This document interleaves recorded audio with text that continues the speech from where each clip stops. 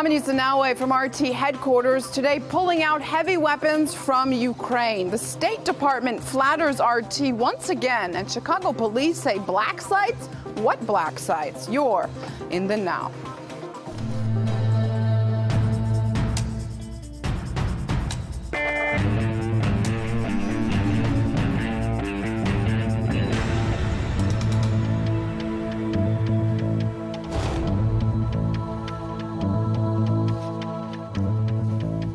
After days of stalling, Ukraine finally started withdrawing heavy weapons from the east. Self-proclaimed authorities say that by the time they pulled out 90% of their armor, and they've been doing it for days. But NATO Secretary General still sees tanks. Russia has transferred in recent months over 1,000 pieces of equipment, tanks, artillery, advanced air defense systems, and they have to withdraw this equipment. I'm pretty sure it's Ukraine's internal conflict where people in Donetsk and Lugansk, other eastern regions, want more autonomy, and Kiev wanted to prevent it, which led to a civil war. But maybe I'm missing something. Lieutenant Commander Martin Packard, former NATO intelligence analyst, is in the now to clear things up for us. Thank you for being with us. The Minsk agreement was about the Ukrainian army and anti-Kiev fighters. Am I right there? So far as I know, certainly. Why then are we hearing Secretary General of NATO talking about Russia pulling back armor?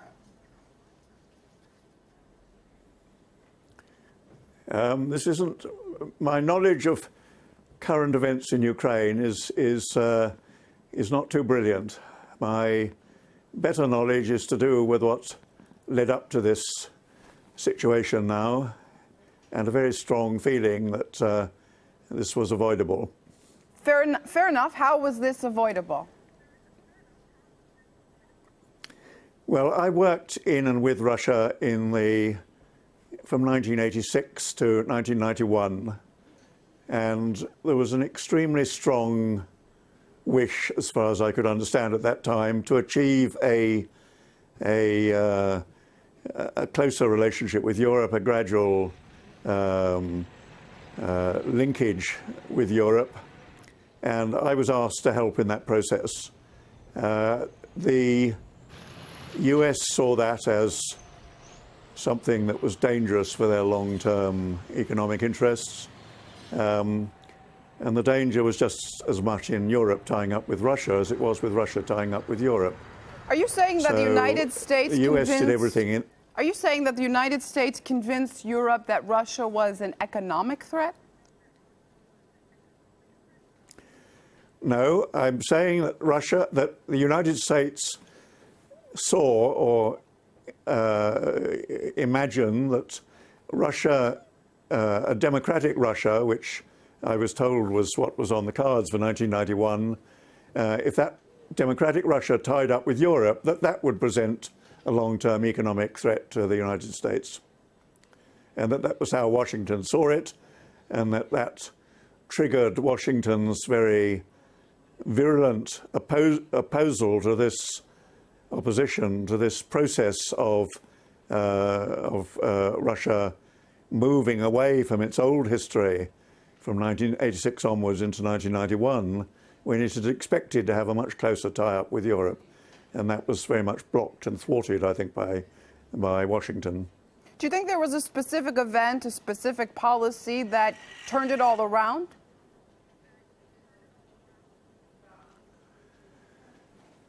I think there was a failure by Europe to understand the degree to which change was coming. I was certainly told in 1986, I was told at ministerial level in Moscow, all of the changes that were due to come in 91. And I don't think Europe wanted very much to understand what that could mean for a new entity, a new arrangement in Europe that would have been immensely to European advantage. And I think the whole concept of a closely configured Russia with Europe developing out of that past history, I mean, could have given an extraordinary opportunity to Europe. And I think the fact that that was thwarted and blocked, has caused both the situations that we now see and also caused great damage to the benefits that Europe could have had. So essentially you're saying that NATO was an American tool. Of course, correct me if I'm wrong here. Yes, I think NATO was very much dominated by America. I think it was, I think any analyst who knew anything about anything at all, would appreciate and would have appreciated and did appreciate at that time that Russia would not wish to have NATO lapping right up onto its borders in any sort of aggressive stance, that it would want to have a cordon sanitaire, a traditional area in which it could see that that was an area between it and what it saw as an aggressively anti-Russian NATO. What are the alliance's objectives and very much, I think, in this Ukrainian crisis, as you see it? Well, I'm not part of NATO any longer. I'm not part of... Right, of... but clearly someone who's a former analyst, you must have some kind of opinion about what exactly NATO wants for Ukraine and why. Well, I don't think it's what NATO wants. Well, I suppose it is. What I see is that it suits various elements both in the United States and maybe in Britain to escalate friction in Ukraine. I think this is a period when everybody's trying to get more money out of their exchequers for upping their rearmament. Certainly that seems to be so in Britain, probably so in America too. Military forces, in a way, need to have an enemy. It suits them to have an enemy. And I think there is a thrust in... You seem to be, excuse me for being blunt, of course, and I really appreciate having you here. You seem to be very careful about what you're saying, but you have these fascinating ways of describing things. You've just used the word fiction in Ukraine. Please expand on that.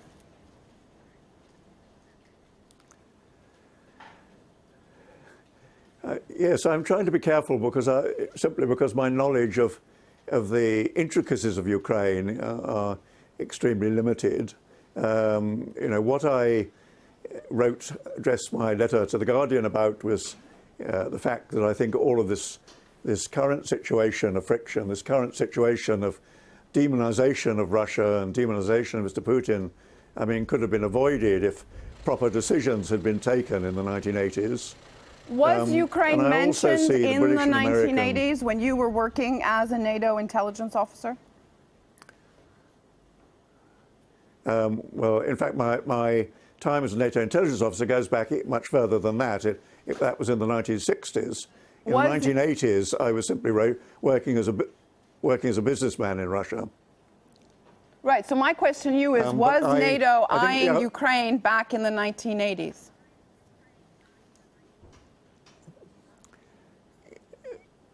I think, yes, in the 1980s, the 1960s, when I was involved in intelligence analysis, certainly Ukraine and Russia at that stage were very much a single entity and a single piece of simple entity that NATO regarded as part of its target. What happened in the 1980s, subsequent to the breakup of the old Soviet Union, I think NATO saw Ukraine then as a potential adjunct, as somewhere both they could exercise influence, but also which eventually they could move closer to NATO. I think this was extremely bad thinking, but I think that was part of a misplaced analysis. I think it should have been recognised that they should have supported an entirely independent Ukraine and not tried to. And NATO should not have tried to encroach into the Ukrainian situation. But they did. It's a very intense and complex situation. One more thing, Go ahead. We're losing our time with you. I don't want to lose you on air live, but you're fascinating. So please do go ahead, just briefly. Yeah, I think. I think there's one thing more, that I feel strongly about, and that is the extraordinary hypocrisy of the American and British positions in this situation. I was also very heavily involved with Cyprus. In Cyprus, the Americans and the British encouraged the intervention of another powerful outside entity, that was Turkey. Turkey has illegally occupied the north of Cyprus, and all of this time, Britain and America basically have done nothing to terminate that occupation. I mean, on the back of that, for them to go pontificating about other people's intervention in Ukraine, as I say, I found extremely hypocritical. All right, Lieutenant Commander Martin Packard, former NATO intelligence analyst, with us in the Now. Thank you so much for being with us. Pleasure to be with you. Well, self-proclaimed republics in Ukraine, they've switched to multi-currency system. Apart from the Ukrainian hryvnia, you can now pay there in dollars, euro, Russian rubles, and Chinese yuan. Why would they do that? Well, because the Ukrainian currency has been smashed. It's now more than 4 times cheaper to the dollar than it used to be. The minimum wage in Ukraine is $43. That's worse than in Bangladesh, Ghana, or Zambia. Gas bills have hiked 280%, central heating some 66%, and overall inflation is nearing 30%. Joining me in the Now is Patrick Young, expert on global financial markets at DV Advisors. Patrick, the IMF announced $40 billion loan to Ukraine, which will be spread out over a 4-year period. Do you think it will help the dire situation? It's incredibly difficult because obviously Ukraine doesn't really have an economy per se. It just has an ongoing perpetual crisis machine masquerading as a currency. And therefore the economy it's in tatters. I mean, not just as a result of the Crimean issue, of the civil war in the east, but also by dint of the very fact that ultimately nobody has any faith that Ukraine going forward is really a reliable venue for foreign direct investment and so on. That's why we've got this IMF loan coming up. It's going to be something around $40 billion. Really, the key is that a lot of it is going to have to be accelerated very fast. So we're probably going to need to see at least a quarter of that going into the economy very, very quickly, as soon as possible after the middle of March when it's supposed to be agreed. But nonetheless, in a crisis like this, Ukraine looks like a bottomless pit. Right, and this loan, of course, comes with ties. It comes with austerity, up to 280% energy bill hikes for the population. Do you think the people are going to react to this? Of course the people are going to react, because the problem is that the Ukrainian government, for the course of the last 20 years, has effectively been sleepwalking through reality. It hasn't wanted to actually live up to its promises. It hasn't created a proper commercial structure for small business in the country. It hasn't allowed reasonable, decent property laws. The judiciary, there are all manners of problems with corruption throughout the country, and that's what's coming home to roost here. Now suddenly they're going to try and bite the bullet in one large morsel, and that's going to result in these appalling swinging increases, which is only going to hit further and harder the average working Ukrainian and pensioners, who are suddenly going to have to pay vast amounts more for their energy. Does Kiev really have a choice, though, other than to take this loan? Kiev has absolutely no choice whatsoever other than to take this loan. It's either take the loan and suffer incredible pain as a consequence of 20 or 25 years of squandered opportunity, or risk instantaneous bankruptcy and destitution. Russia says it will cut off gas supplies to Ukraine if Kiev doesn't pay in just a matter of days. Do you think Moscow could have been softer on Kiev, given that it's so close to bankruptcy? This is really a tragic situation, and ultimately the problem is, when you're looking at this as the Russian government, where basically you're damned if you do or damned if you don't. In the past, let's face it, Ukraine has on many occasions failed to pay for its gas, lied about its gas, taken gas that was intended for other countries. It's incredibly difficult to trust the Ukrainian government, full stop, whether it's run by Mr. Poroshenko or any of his predecessors. And therefore, Moscow is really stuck between a rock and a hard place. Does it just keep extending credit endlessly, or does it sometime along the line say, look, enough is enough, chaps. We know about all of the other crises in Ukraine. Nothing has effectively been worked out in the course of the last 20 or 25 years. Sometimes I think mercy is a crime. You just have to impact with tough love. And in this case, Ukraine has to stop sleepwalking like a zombie through an economic nightmare. And if that means Russia has to play tough, it's entirely understandable why Moscow is going to come to that conclusion. Patrick Young, expert on global financial markets at DV Advisors, with us in the Now. Thanks so much for your analysis. Thank you.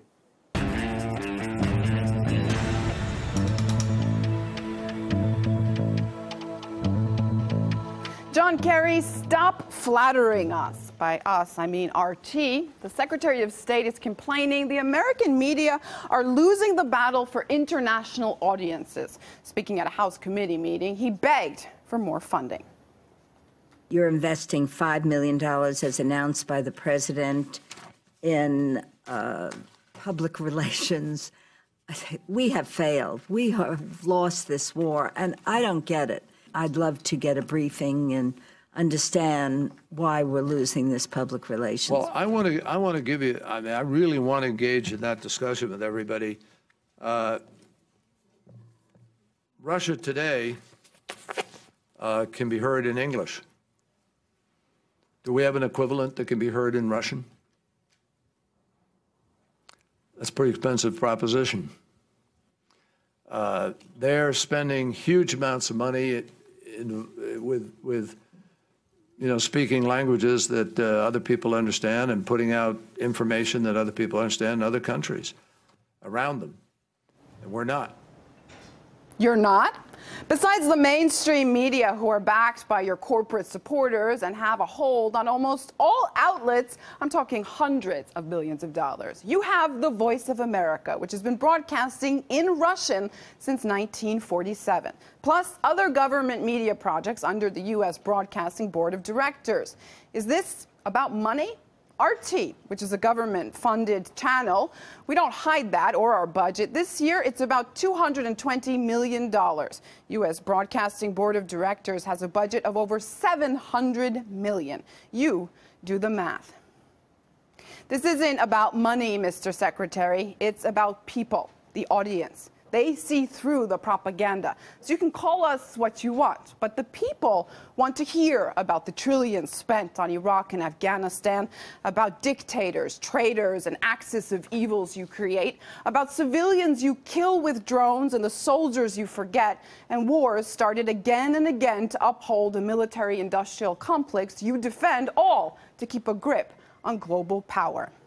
So if you're one of those people, join me in sending the message to the State Department. Money can't buy all the airwaves. I'm launching a crowdfunding project to take on the U.S. media empire and do something for kids with autism while at it.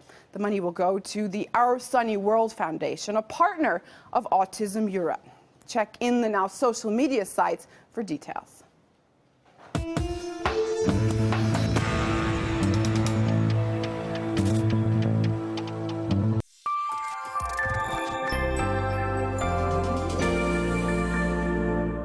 You came up with the championship idea at a time when oil prices were still pretty high, and over the last 7 months we've seen the second largest collapse in oil prices in history. Isn't it perhaps not the best time for you to try to promote that idea? Because we have already seen an uptick in the sales of SUVs, and those consume quite a lot of energy.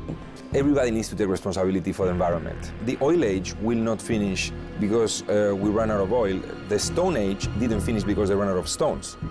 There was different technologies which were better than the stone, and they were replaced by those. So this is what will happen, we think, with the oil. Better technologies will come that will make oil unnecessary.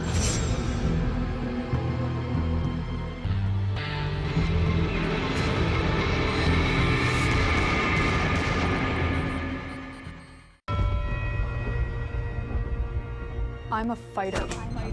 I strike when I need to strike. Just like that. I'm Aeronade, and I put the boom into boom bust.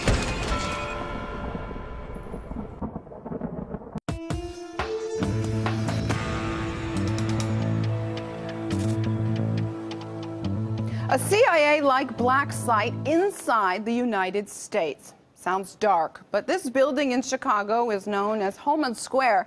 According to an investigation by The Guardian, the compound was used by special police units for secretive work, which included interrogation of terror suspects. Just like CIA black sites, it uses specific methods to get information from detainees.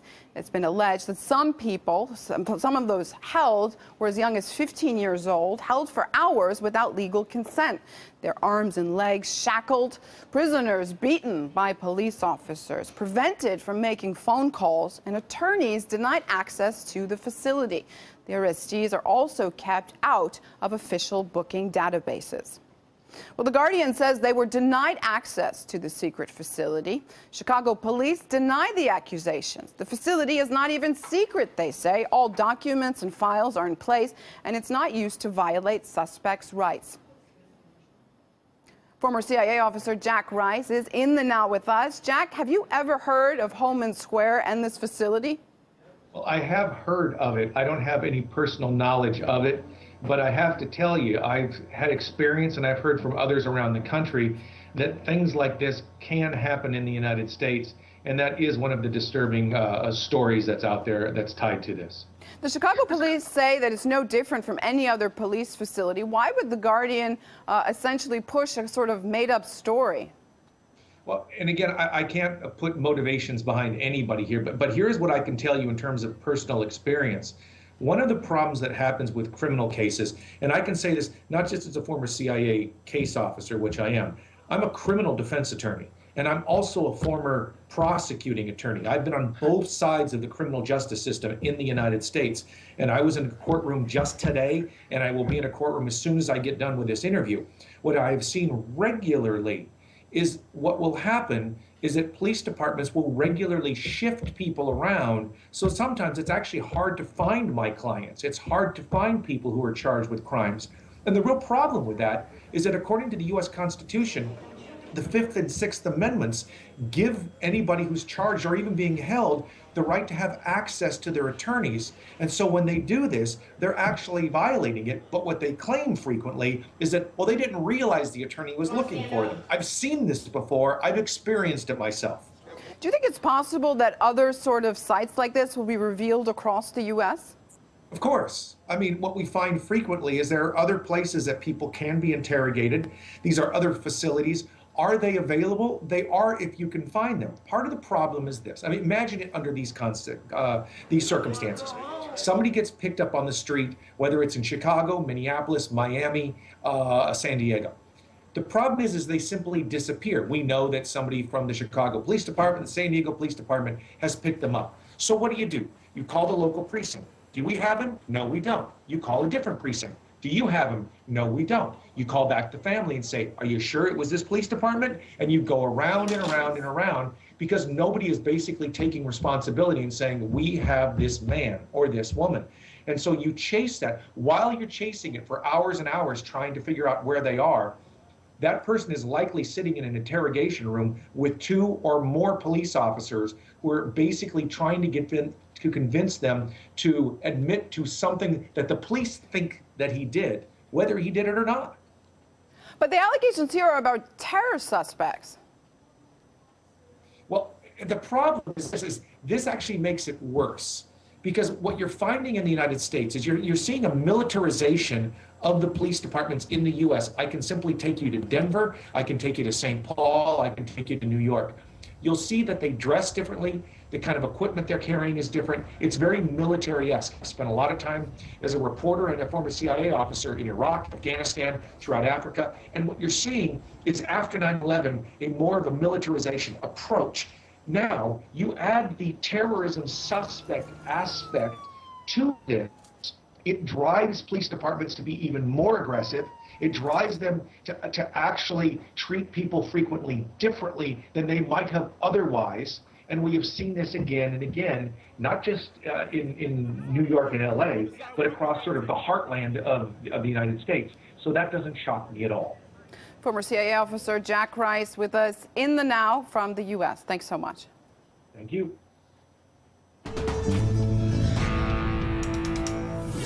Now it's time for the resident Lori Harfiness is in the now.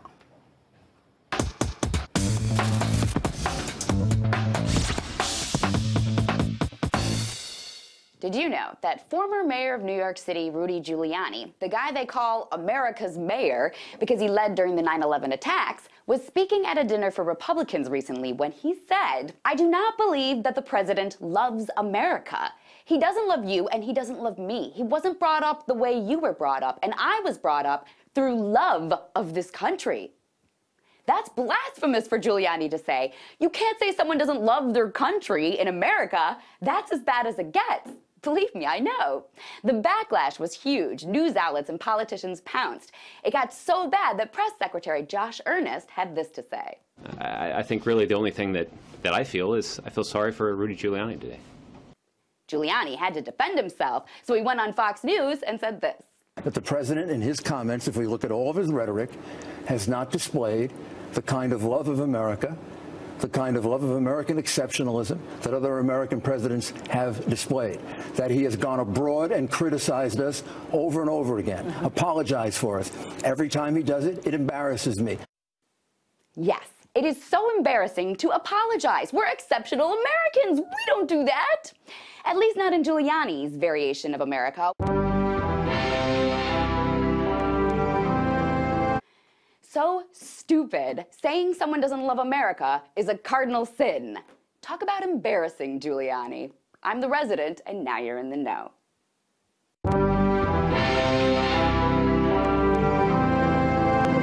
That does it for me this week. Stay in touch online, and I'll see you Monday.